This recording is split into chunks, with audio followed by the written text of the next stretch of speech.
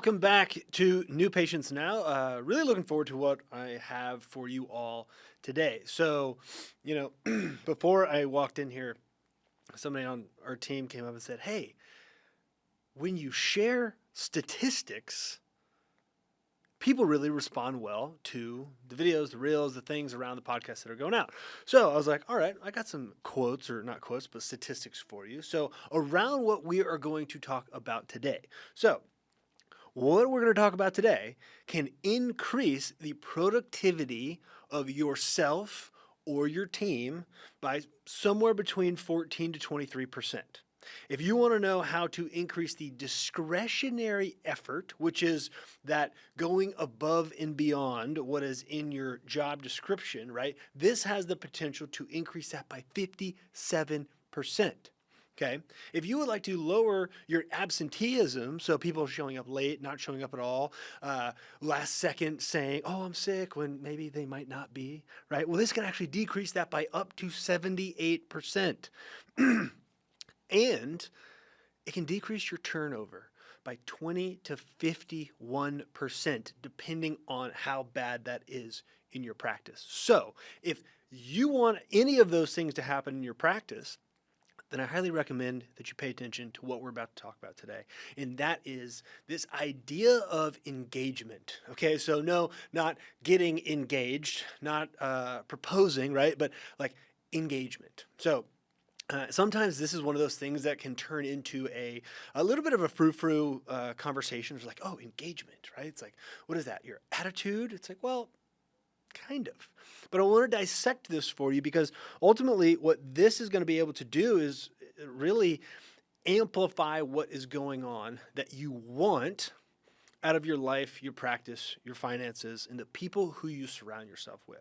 Because the cool thing about engagement, when we do this the right way, it becomes relatively contagious. And so if you want to increase the productivity of yourself or the people around you, if you want to increase the level at which the team members around you or yourself are going above and beyond, if you want people to show up more, if you want people to be more committed, right, then engagement is something that you need to seriously look at and analyze of where are you, okay? And so what I'm going to share with you is our engagement scale.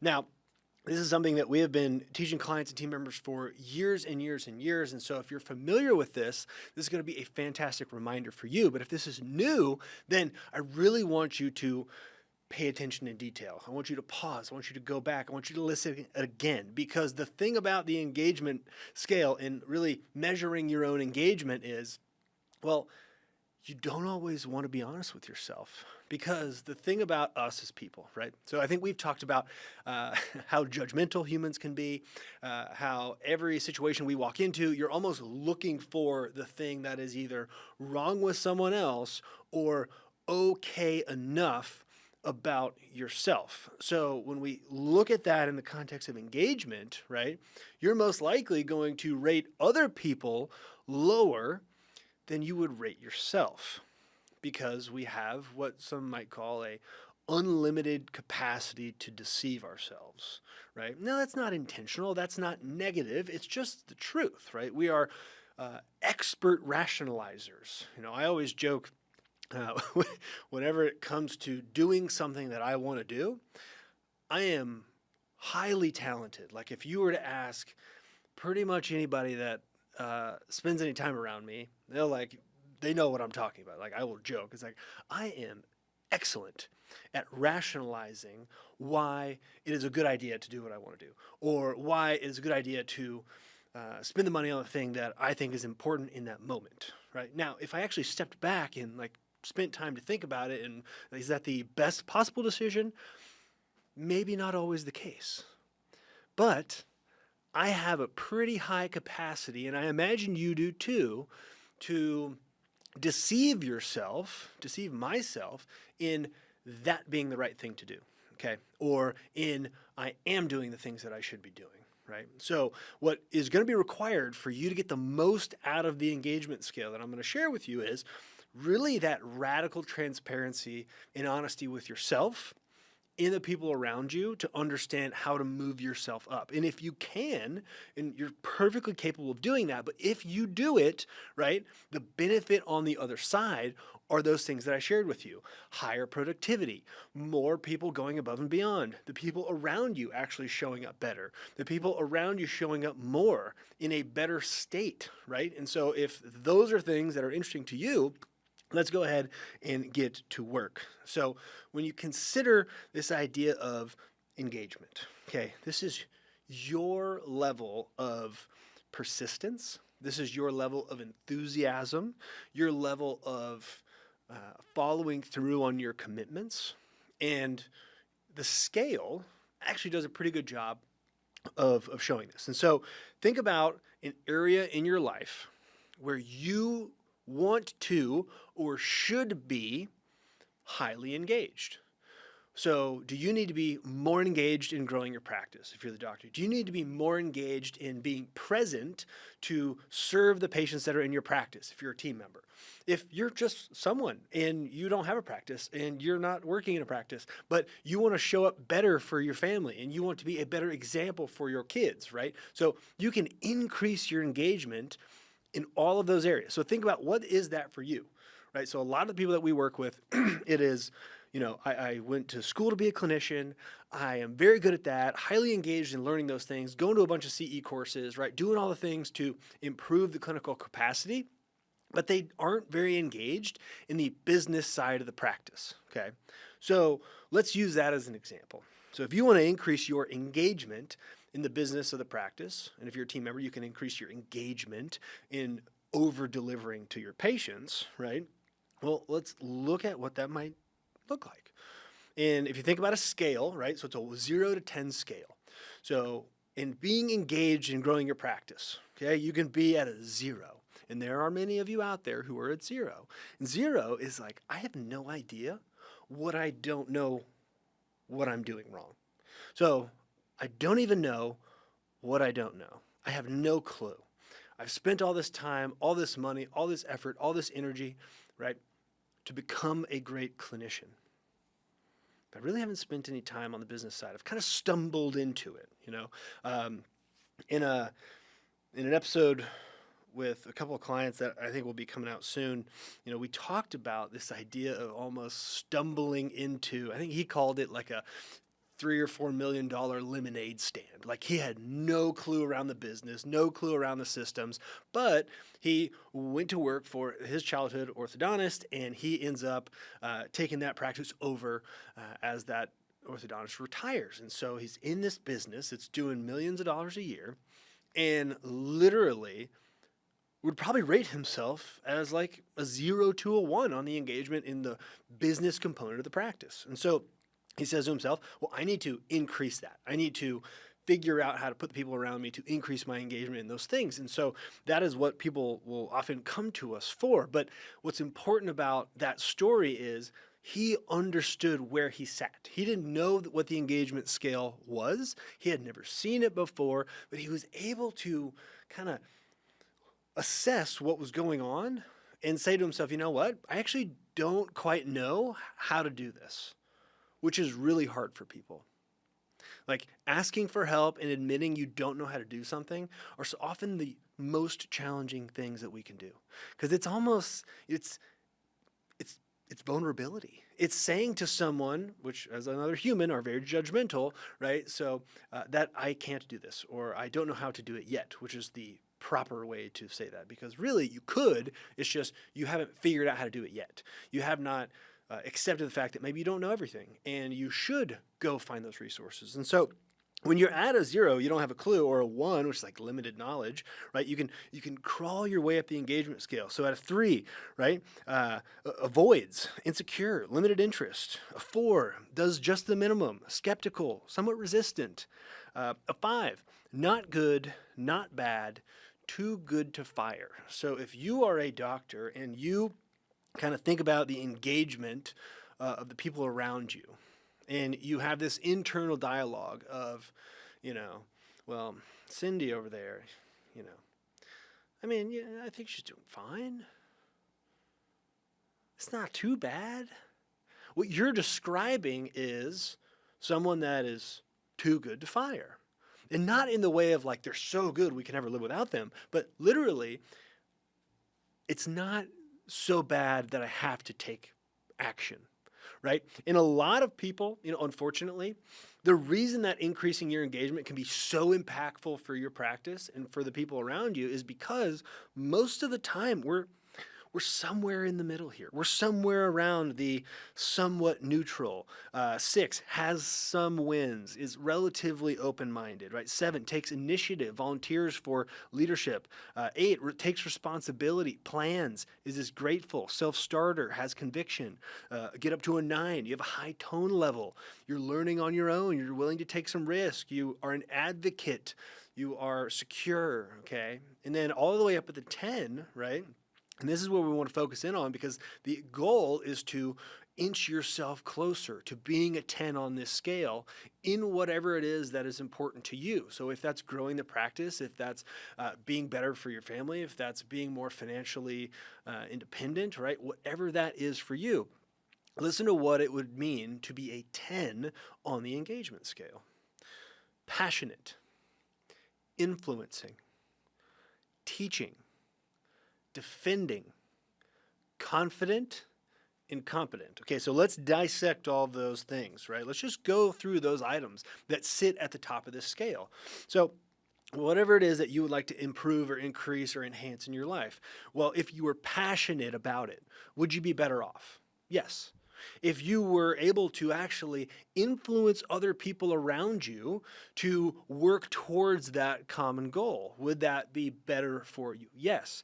If you could teach how to do the thing that you want to be very good at, now, there's this, we talk about a lot, the highest level of engagement is actually teaching, because to be able to go up and teach someone something, you have to be confident in the information. You have to be able to actually explain it in a way that is clear to someone that you have some semblance of an idea of what you're talking about, okay? So a great way this shows up is if you're a team member in an office and you're really good at something, okay? Or you're the office manager and you're really good at something. What is the best thing you can possibly do for the practice and the people around you? Is it to keep doing the things that you're really good at, that you know how to do?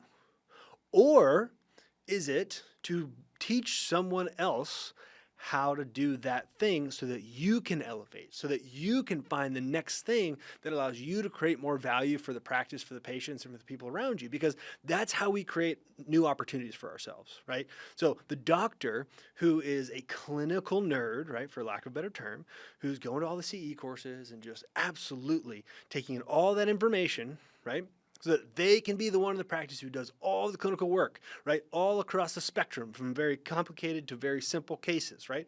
Well, let's think about that practice. What is the reality and the outlook of that office? Well, you have a very clear bottleneck, and it is that person, it is that doctor who's in the practice who thinks that what is going to create a thriving, growing practice is when they know how to do every procedure. And nobody else does any procedures because every patient obviously only wants to see them. Well, the reality is that's not how this works. So when we talk about increasing your engagement and growing the practice, it's understanding if you're really good at something and you could teach someone else to do that thing so you can go learn to do something else that is of higher value, that is of higher payback, that's how you scale the practice. That's how you grow over time. That's how you create opportunity for yourself and for the people around you. Okay. Now, next, defending. So if I'm at a 10 on the engagement scale, I am defending the idea, the concept, the purpose, the reasoning, the vision, the direction, whatever that is, the standard that you want to hold in place. So we talk a lot about upholding a standard of excellence in your practice. Well, being at a 10 on engagement in the experience you provide for the patient is defending that standard when someone new comes into the office. Defending that standard when someone decides to get complacent and not do those little things that add up in the patient experience that differentiate your office from the office down the street. Okay? got to be confident, and you have to be competent. Interestingly enough, the competent should probably be the first one on here. It should probably be number one, right? So we should be confident so we can have confidence, and that gives us some passion around the thing and allows you to influence the others around you. And so the goal is how to increase your engagement over time.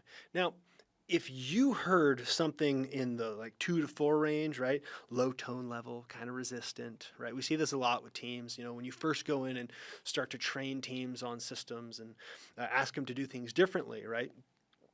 There can be resistance. There can be a low tone level, right? Like I remember going into offices and you'd be up there and it's like, all right, we're going to talk about how to get more new patients. We're going to talk about how to deliver a better experience or convert more treatment, right? Whatever it may be.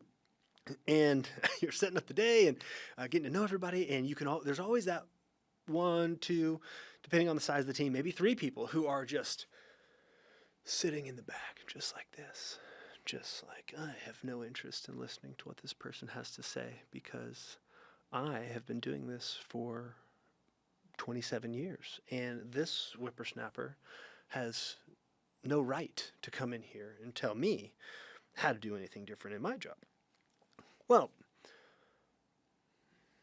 that is a very low engaged person, because if we go up the scale, right, even at just a 6, which if you were to rate a 6 out of 10, that's a 60%.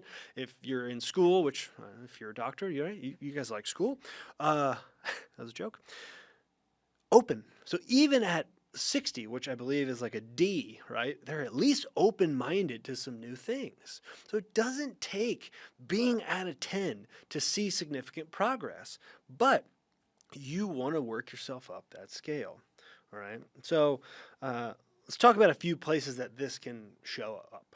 Okay. Now, one situation that happens very often when we deal with clients is, you have this idea of exit strategy, right? So right now in the industry, and really the last 5 years, it's been a lot of, hey, exit now, get out now, because, you're getting the highest prices on practices that we've ever gotten, and it's never going to be this good. And mind you, that's the same thing they said in 2010. So it will most likely, it's happening. It happened. It will probably happen again. And then at some point it will happen again. But what's almost universal is the practices who are less reliant on the owner doctor, have systems in place, have highly engaged teams and leaders in those offices. Those are the practices that sell for the most. So no matter where you are, this actually helps. And we see this all the time where clients will come to us and they'll say, hey, I want to sell the office in like a year, 2 years, 3 years, and I just want to kind of put some systems in place between now and then so I can do that. Okay. Well, what's fascinating is as someone gets more engaged in growing the practice, right, that same doctor who would come and say, I want to sell in 12 months, well, once they actually increase their engagement and that raises the engagement of the people around them, they end up keeping the practice for like 5 more years. And just so we're clear, that doesn't mean they miss out on a big sale. It actually means they get to make the income of the growing profitable practice for the 3 extra years and then sell for a higher number. That is the impact that engagement can have for someone who maybe unbeknownst to themselves, because they have been deceiving themselves, thinking they're doing all the things that they could do. But once they actually open up to that and say, you know what, maybe I have an opportunity to increase my engagement, the benefit that's on the other side of that can be really, really amazing. So let's talk about you. Let's ask yourself a couple of questions. Okay, number 1, when you go into the office or whatever it is that you want to be more engaged in. So it can be with your family. It can be with your friends and your relationships. It can be with your team. It can be with your patients. Pick one. What relationship do you want to be more engaged in? Okay. And ask a couple of questions. When you show up, are you present or are you distracted? So when you walk into the office in the morning, right, are you showing up with the mental baggage, the issues from home, the stuff you saw on the news that morning, is all of that walking through the front door with you when you show up to the practice on Monday morning, Tuesday morning, Wednesday morning? Are you allowing the fact that it's dreary outside and the weather's not great to completely dictate your entire mood for the entire day? Well, if you are, and if that sounds like you, well, then you have an opportunity to increase your engagement, increase the intentionality by which you choose to go about your day. So the difference between the person who walks into the office on Monday, complains about all the stuff that happened at home over the weekend, and bitches about the fact that it's dark outside because it's raining, okay, that's person one. Or there is person two who shows up on Monday with a smile on their face, ready to go at whatever the week brings, does not bring in with them all of the drama from home or from their friends from over the weekend, because they realize that that actually has 0% likelihood of making them more present, more attentive, and more effective when it comes to serving the patients that are coming into the office. And they choose to make the decision that, okay, it's rainy outside, it's kind of dark. You know what I'm going to do? I'm not even going to mention that, because guess what? Until the first person in the office says, oh, the weather's kind of crummy out there today, huh? Do you know what happens after that occurs? Like, you've seen this, right? That person says it, and then like 6 other people, like, oh my gosh, yeah, it's terrible. Oh, it's awful. Oh, and then 15 minutes go by, and everybody's mental state has actually dropped. Everybody's engagement in what they were doing has dropped. Now, these are little examples, but they build up over time. And the cool thing about that first person and that second person, the one who chooses to show up and bring all the things that are not ideal about the outside world into the office, and the person who does not, is you have the choice of which person you want to be. And what I'll tell you is, if you're the doctor, or you're the team lead, or you're the office manager, your decision to show up as the person who does not do those things is dramatically more impactful on what happens in the day than if it's one of the team members. And if you're a team member and you're watching this or you're listening to this, you know when the doctor comes in a bad mood, complaining about stuff that has nothing to do with you, they show up worse for you, they show up worse for the patient. And what we want to do is we want to avoid that, okay? So, are you showing up present or distracted? Remember, you get to choose whether or not you're present or distracted, right? Okay, number 2, are you tracking your progress? So, in something that you want out of life or out of your practice, okay, the idea around engagement is, number 1, identifying the thing. Okay. Number 2, making sure that you are actually focusing on that. And number 3, you can track how you are progressing and improving it. Okay. So if you're trying to increase new patients in your practice, right? And we do this a lot. We've been doing this for 30 years, help doctors in their offices increase new patients, right? Talked to somebody last week. Ask a very simple question. How many new patients are you seeing per month today? Oh, I don't know. Okay, well, great. Opportunity number 1. How do you expect to get more of something when you have no idea how many you're getting today? Now, that's one example, but that can be extrapolated over into all kinds of things. If you want to be more engaged in getting healthier, well, guess what? If you don't get on the scale every day, you don't know how you're doing, right? If you don't do a body fat analysis, you don't know how you're doing. And what do we like to do? We as humans like to deceive ourselves, to rationalize, right? I mentioned I'm really good at rationalizing. Do you think that maybe if I go 4 weeks without getting on a scale, there's a reason for it? It's usually not because I'm like, I'm effing killing it. It's usually because I know I'm not killing it, and I don't feel like having the negative emotion around seeing something I don't want to see.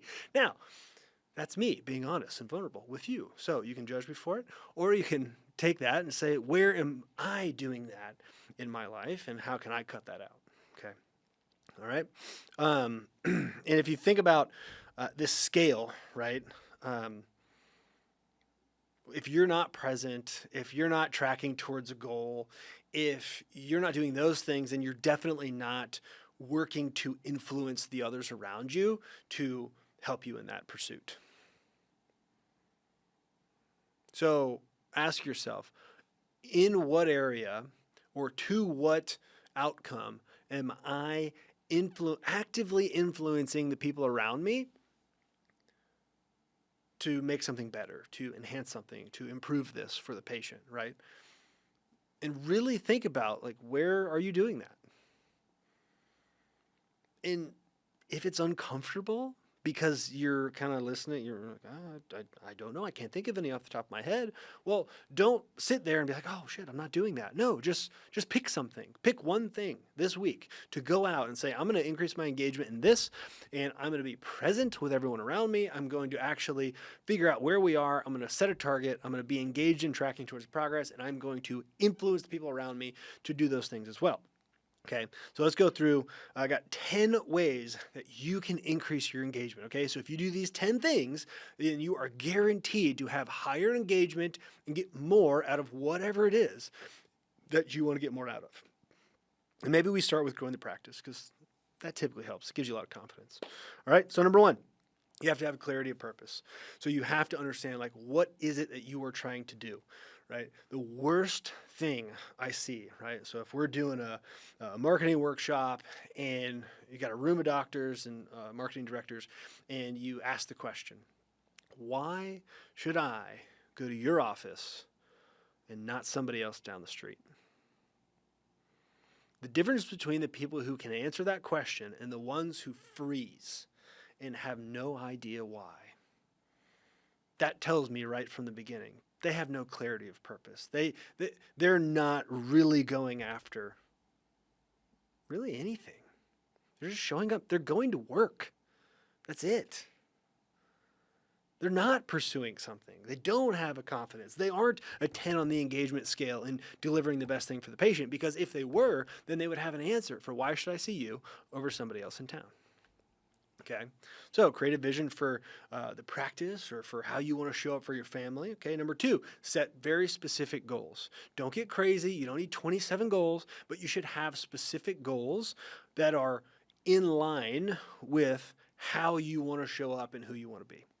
Okay, and if you're running the practice, then you need to do this for yourself and you need to do this for the office. Okay, number three, ruthlessly eliminate distractions. Okay, so there's a book called The Ruthless Elimination of Hurry. It's funny, somebody recommended I read that book. I read it and it's like, yeah, it's kind of like, it's pretty intense. So if you want like just an absolute slap in the face around all the things that you're doing that you're hurrying in life, read it. But I can spark note for you. The ruthless elimination of the things that are distracting you from being who you want to be and doing what you want to do. And ruthless means you don't take any you know what from anybody as you are pursuing that thing. Okay? Use the two economy system. I don't know if we have talked about this, but essentially this is the decision you make, right? When I talk about being present or being distracted, walking in on Monday and being 100% on purpose to show up your best for your team members, for your patients, right? That is applying that system. It is understanding you have control over a limited number of things. And what you want to focus on and allow to take up your mental, emotional energy are only those things of which you have control over. And we are not going to worry about anything else. And some of you will say, Flint, that's a little hurtful, harsh, right? Like there's all these things going on in the world, like we should all care. It's like, okay, you can care, but can you do anything about it? Or can you choose to say, you know what? I don't have control over what's happening 7,000 miles away. That may be horrible, but I do have control over whether or not I show up my best on purpose and attentive for the people that I interact with every day. And I bet you have a better impact on the world doing that than worrying about things you have no control over. So if you want to be a good person to the people that you actually interact with, your family, your patients, your team members, right? Because those other things that are so big and seem like, oh, the sky is falling, you probably can't do anything about it. So don't worry about it. Worry about what you can control, okay? All right, number 5, clarify the expectations. So if you're working to increase your engagement, guess what you're probably going to have to do? You're going to have to bring some people along with you, right? If a 10 includes being influencing and teaching, well, guess what? Any person who goes on the journey of increasing their engagement in any aspect of life, they're going to need to bring people along with them. They're going to start to show up differently to the people in their life. And there are going to be consequences of that. Now, not all consequences are bad, but the consequences will be you're going to have opinions from other people. You're going to have judgments from some people. You're going to have to reset the expectation and the rules of engagement. That's a pun. Around how you interact with people. Because if you want to get something different out of life, you're going to have to do different things. If you want to get something different out of your practice, you're going to have to act a different way. And that is going to rub people a certain way. And you have to understand that is going to come, and that is good. It's a growing pain. It is not a this is wrong pain. Okay? All right, take responsibility and accountability.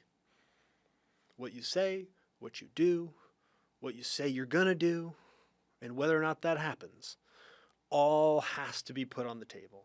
And you have to take responsibility when you do it wrong, and you have to take responsibility when you influence someone else to do something wrong. Okay? But when you do that, you allow yourself to self-correct. Okay? Okay, live by the motto of you get what you deserve. When we're trying to increase engagement, if you're not getting what you want, you're not doing what it takes. It is as clear as that. You get what you put in.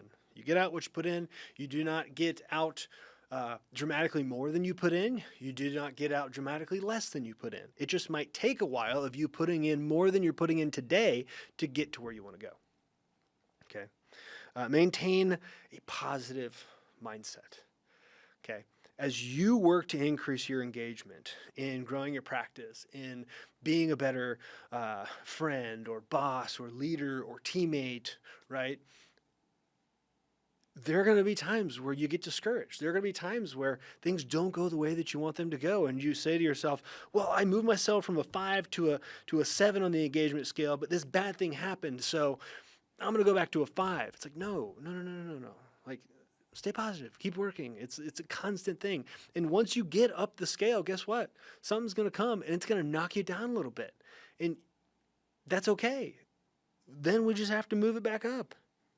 All right? And then lastly, and this is important, stop waiting on other people to do it for you. Stop waiting on the people around you to just show up and say, you know what? I would love to increase my engagement in this thing that you want, even though you haven't quite told me about what it is and you haven't really explained it appropriately and you really haven't taught me how to do it. But you know what? I'm going to go self-start today. That's not how it works. That's not how most people are.